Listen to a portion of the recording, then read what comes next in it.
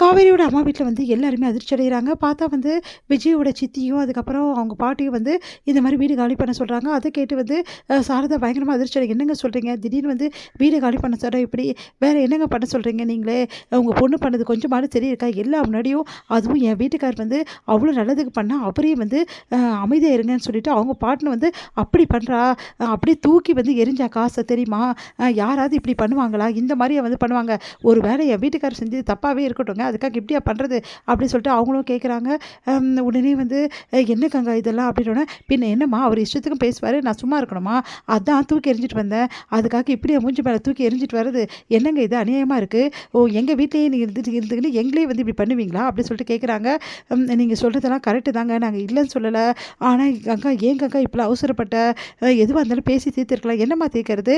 அவர் என்ன வேணாலும் பேசுவார், என்ன வேணாலும் பண்ணுவார். இவங்களும் அமைதியாக இருப்பாங்க, நாங்களும் அமைதியாக இருக்குமா? இவங்க கேட்டாங்களா அவர் பண்ணதுக்கலாம் அப்படின்னோடனே, இங்கே பாருமா நீ ஓவராக பேசாத புரியுதா? என்ன நடந்துச்சுன்னு முதல்ல நீ வந்து சொன்னியா? இல்லை யார் சொன்னது எங்ககிட்ட? நேராக வந்த காசை தூக்கி அப்படியே மூஞ்சில் எரிஞ்சிட்டு போகிற. அதுவும் நாங்கள் சொல்லிகிட்டே இருக்கோம், இத்தனை பேர் இருக்கோம், வயசானவங்களும் இருக்கோம், யாரையுமே பார்க்காம நீ பாட்டுன்னு வந்து காசை தூக்கி அவரோட மூஞ்சில் எரிஞ்சிட்டு அப்படி கோவமாக பேசிட்டு வர. சரி அவரே தப்பு பண்ணியிருக்கட்டுமே, அப்போ நீ என்ன பண்ணணும்? வந்து இந்த மாதிரி பண்ணியிருக்காருங்க, இந்தாங்க உங்கள் காசுன்னு சொல்லிட்டு கையில் கொடுத்துட்டு போக வேண்டியதுனே.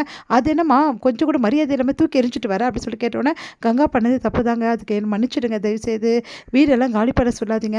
ஆமாம் நீ அமைதியாரு, இப்போ என்னங்க உங்களுக்கு நாங்கள் வீடு காலி பண்ண அவ்வளோதானே, நாங்கள் காலி பண்ணிக்கிறோம், நீங்கள் போங்க அப்படின்றாங்க.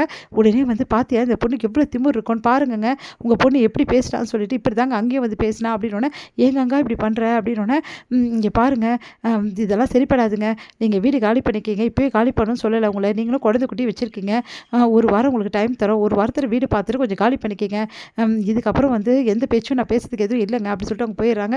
ஏங்கன்றாங்க, அவங்க போயிடுறாங்க. என்ன பண்ணுறதுன்னு திரும்ப சாரதா யோசிக்கிறாங்க. சாரதா வந்து கங்காவை திட்டுறாங்க. என்னதான் நினச்சிட்டு இருக்கோம் மனசில், ஏண்டி இப்படிலாம் பண்ண, இப்போ பாரு வீடு காலி பண்ணும், எங்கே போய் வீடு பார்க்குறது அப்படின்னா, மா உனக்கு என்ன வீடு தானே வேணும், நான் பார்க்குற வீடு, தேவையில்லாமலாம் வந்து பேசிகிட்டு இருக்காத, அவங்ககிட்ட நம்ம மன்னிப்பு கேட்கணுன்ற அவசியம் கிடையாது புரியுதா? என்ன ஓவராக பண்ணுறாங்க, இவங்க வீடுனா பெரிய வீடா, ஊரில் வீடே கிடையாதா, நான் பார்த்துக்கிறேன் அப்படின்னு சொல்லிட்டு சொல்கிறாங்க. இது எல்லாமே நர்மதா கேட்டுறாங்க. நர்மதாவுக்கு மனசு கஷ்டமாக அது ரொம்ப அழ ஆரம்பிக்கிறாங்க. உடனே ஓடி போகிறாங்க. பார்த்தா வந்து தாத்தா கிட்ட பேசிகிட்டு இருக்காங்க காவேரி. உடனே ஓடி போயிட்டு அழறாங்க. அக்கா அப்படின்னு சொல்லிட்டு, ஏண்டி அழுவுற அப்படின்றாங்க.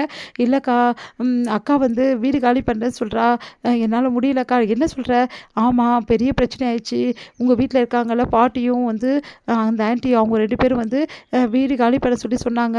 அதனால் அக்காவும் வந்து என் வீடை காலி பண்ணிக்கிறேன்னு சொல்லிட்டா. எனக்கு என்னமோ பயமாக இருக்குக்கா, நான் உன்னை விட்டு பிரிய போகணும் பயமாக இருக்குது அப்படின்னு சொல்லிட்டு அழ ஆரம்பிக்கிறா. உடனே வந்து ஒன்றும் பயப்படாத, வந்து சும்மா தான் சொல்கிறா, கண்டிப்பாக வீடெல்லாம் காலி பண்ண மாட்டா, வீடு காலி பண்ணாத அளவுக்கு நான் பார்த்துக்கிறேன் போதுமா அப்படின்னோடனே, நிஜமாவாக்கா? ஆமாம் நிஜமாக தான், நம்ம பிரிய மாட்டோம் அப்படின்னு சொல்லிட்டு அழறாங்க.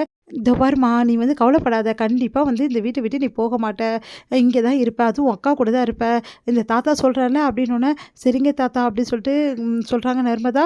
அடுத்து வந்து காவேரி யோசிச்சுட்டு இருக்காங்க, எப்படி இதை தடுக்கலாம் அப்படின்னு சொல்லிட்டு காவேரி வந்து சாப்பிட கூப்பிட்றாங்க. காவேரி வந்து சாப்பிடாம வந்து படுத்துடுறாங்க. அப்போ வந்து என்ன பண்ணுறாரு நம்ம விஜய் வந்து, ஏன் சாப்பிட கூப்பிட்டா வரமாட்டேங்கிற அப்படின்னோடனே, உனக்கு கோவமா, அதனால தான் இப்படிலாம் பண்ணுறியா அப்படின்றாங்க. நான் எதுக்குங்க கோச்சிக்கணும், இது உங்கள் வீடு, நீங்கள் வந்து காலி பண்ண சொல்கிறீங்க, நான் யாருங்க கோச்சிக்கிறதுக்கு அப்படின்றாங்க. காவேரி இப்படிலாம் பேசுகிற அப்படின்னோடனே, விடுங்க எனக்கு தூக்கம் வருது அப்படின்னு சொல்லிட்டு காவேரி படுக்க போகிறாங்க. உடனே விஜய்க்கு வந்து மனசே தாங்கலை. காவேரி வந்து அப்படியே வந்து கஷ்டமாக இருக்கிறத பார்த்துட்டு மனசு கஷ்டப்படுறாரு. என்ன பண்ணுறது அப்படின்னு சொல்லிட்டு